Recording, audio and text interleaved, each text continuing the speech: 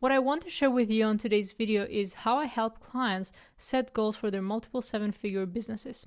This is very important for them because they get a lot of distractions, a lot of voices, a lot of noises, and what you want to make sure as you're scaling is that you are consistent with what actually matters. So in this video, you're going to see an actual training, a screen recording of me showing this to a client, and you can use the same framework for yourself. So I hope you find this valuable, and I'll see you at the end of this training. We're going to look into the goal setting document. Over here, you can see a template that you can use with your team in order to conduct these weekly, monthly, quarterly, or even yearly meetings. So as you can see here, we have different phases, and I'm going to break down every single phase. Now, I'll start with the basics, how to prepare. It really depends on the structure of your company. If you have managers, then you want your managers to go through these phases on their own before the call. So this is going to save you a lot of time because you don't have to think on the call, but rather discuss, brainstorm, and actually see what is the best way to go about things. If you have team members who cannot give that input, then it's best that you prepare on your own, and then on the call, you ask for feedback from your team. Now, how do you host that meeting is the next part. You really start by going from phase 1 to phase 2, phase 3,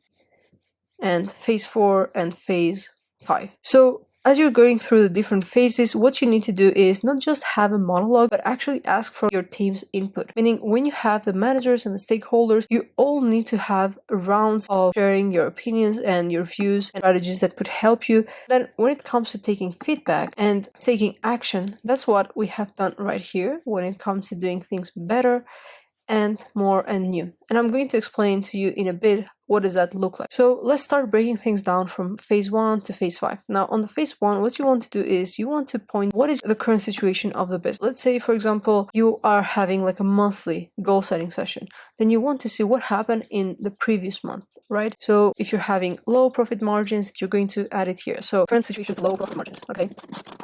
The next thing is the current situation. We're not hitting our goals. Let's say we're doing 100, 200K per month.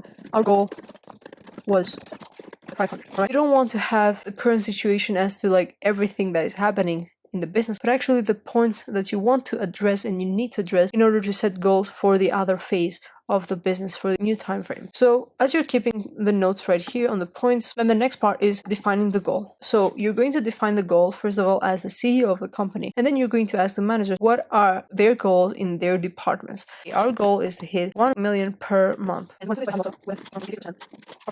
so basically, you're defining here the goals, like what is it that you actually want to do. It has to be very specific, potentially like a SMART goal, meaning it has to be specific, measurable, achievable within a specific time frame, right? And define them right here. Now, when it comes to phase 3, what would stop us from getting there? We never usually think about is like what would stop us, and we start thinking more in terms of what can I do to get to this goal. But instead, you need to think of constraints, because the only reason why you haven't hit these goals is because there are some things that are blocking you from getting there. Right? It's not because you necessarily need to do more, but it's because you need to do things better. So usually start by thinking, what can we do better? Then we look into what can we do more of and what can we do new. So you need to identify the top one constraint per department in your business. It is also very important to identify the top constraint in your business right now across all the departments. And then you're going to go over the reason why they think this is the constraint. So after that, we have the constraints written down, and then we agree on what is actually the constraint. As a CEO, you are going to make the final decision on top constraint. This is the number one thing we actually need to fix in this company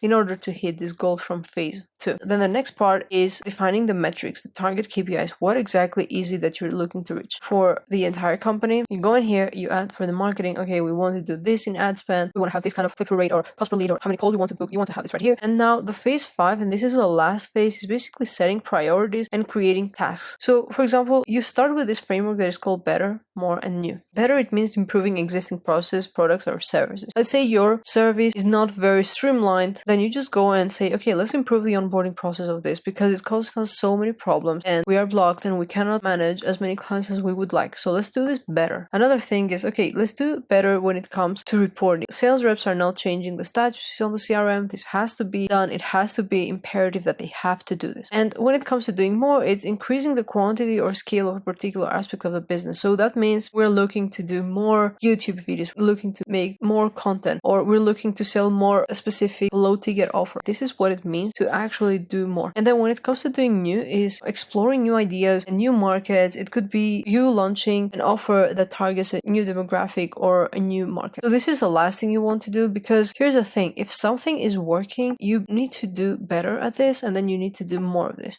You don't need to start going in new places where you're exploring, because this is going to actually set you back, and you're going to spend more time realizing what it is that you need to do and preparing for that, instead of actually reaping the low-hanging fruits, which you can do by doing things just a bit better and doing more of that. So thank you guys for watching, and if you have any questions, feel free to leave them in the comments below.